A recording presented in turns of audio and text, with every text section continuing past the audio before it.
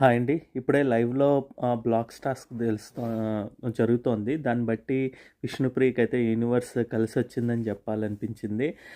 So, first అయితే గనక ఇక్కడ గ్రూప్ గేమ్స్ అయితే బాగా హైలైట్ అయ్యాయండి.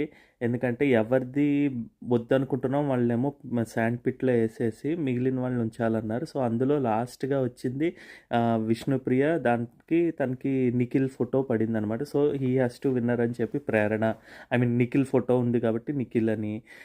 ప్రేరణ చేతిలో నుంచి అవినాష్ నెక్స్ట్ కరెక్ట్‌గా ఆడి ఇదైంది కాబట్టి అవినాష్ ఫోటో ఉండాలని రోహిణి ట్రై చేశారండి.